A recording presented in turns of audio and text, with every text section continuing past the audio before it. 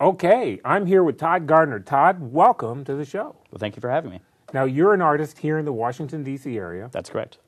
How long have you been working or practicing, or painting, I should say? How long have you been Well, painting? I've been painting for about 19 years. When I was 18, I took a class, like a figure drawing class, and that was it. It was time to sort of change my life's mission, and started painting then and stuck with it ever since.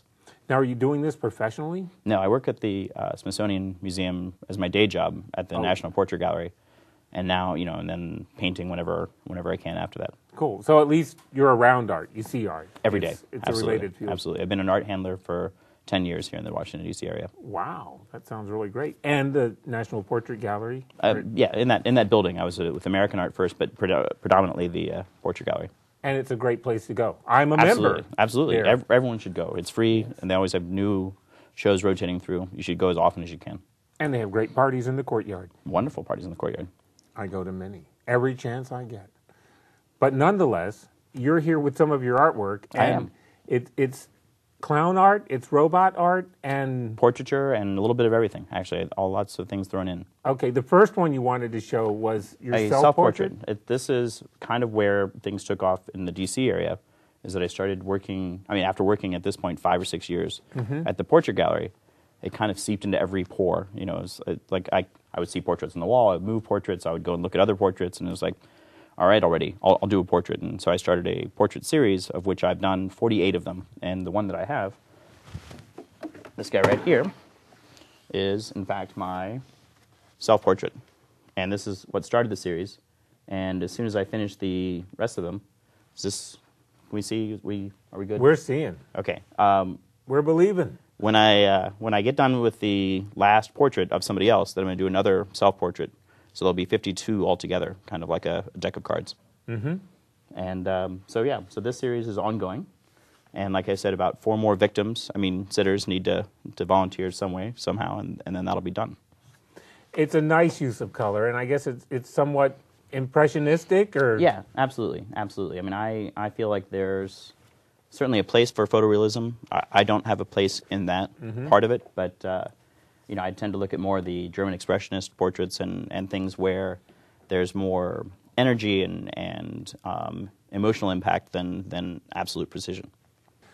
Okay, so in addition to your self-portrait, you did some paintings for Artomatic this year. Yes, I was participating in Artomatic, and I did portraits the last 2 years, so I decided to switch gears, and I started with a painting like this, which was a painting I called Tattoo Bot, or Customization Nearly Complete.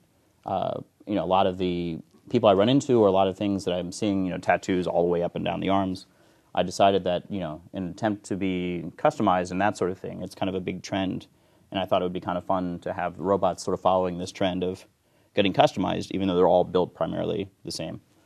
The next painting, which was from Artomatic, was called Pasty Bot, or I'd like to give that a spin, and in essence, this one, has a robot in a martini glass and kind of reflects the sort of nouveau burlesque movement that's in D.C. and Baltimore and New York.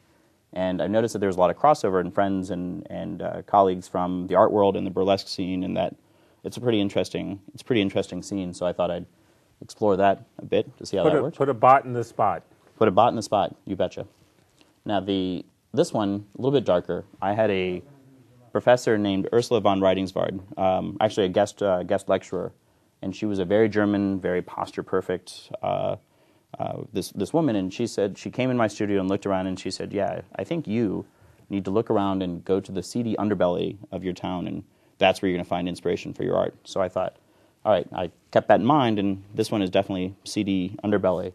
It's called Kinkbot, or Everyone Has Something to Hide Except for Me and My Monkey, gratuitously borrowed from a Beatles lyric, of course. Now, this one is a more recent painting. This was post-Artomatic, but this one's called Arbot, or the Quest for Booty, which, a double entendre, never really hurt anyone, but it's a pirate-inspired painting. The next one is a new series I'm starting on sideshow robots, because there's a lot of, I've been going to a lot of sideshow events and things of that nature. This one is called Escape Artist, or Look Ma, No Hands.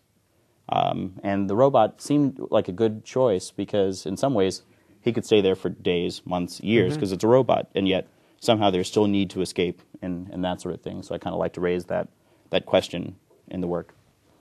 So where do you find your sideshow events that you've been going to? Here in Mainly, the D.C. area? Yeah, here in the D.C. area, there's a bar called the Palace of Wonders on Sure 8th enough, Street, right. which is an excellent source of research and merriment and that sort of thing. I mean, Ursula would be very proud of me because that's underbelly and seedy and walls caving in kind of seedy spot in D.C. A crumbling hole in the wall. Which we love. Yeah, the Absolutely. best. Now this one is the Juggler Bot, or Let Your Love Light Shine, and has a little bit more of a personal thing in the fact that there are, as much as you'd like everything to be perfect, there are various aspects that are always in flux. Whether your job is changing or your romantic life is changing or various things, there's always something that you're trying to get a handle on. And to sort of raise the level of difficulty, he's on a unicycle, and so it's sort of an unbalanced position at best and trying to keep these things in hand. So it has a lot to do with the feeling of just constant balance shift and attempt to make it work.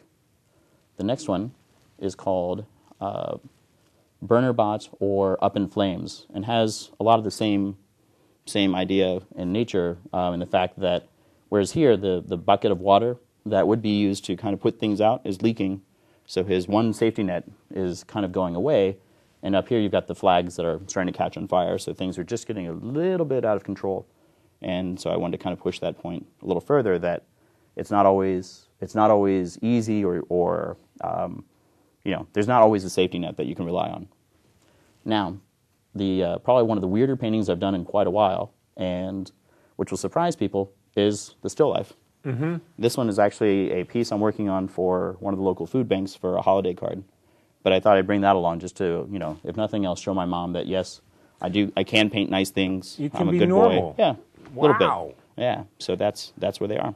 So, in addition to seeing your work here, you also have a website? I do, toddgardner.com. So it's toddgardner.com. Correct. And on your website, people can get more information about what Absolutely. you've done. They can find me on there, and they can also send ideas for commissions or requests for commissions, and look at all the paintings in these series and other series, and I keep that pretty up to date.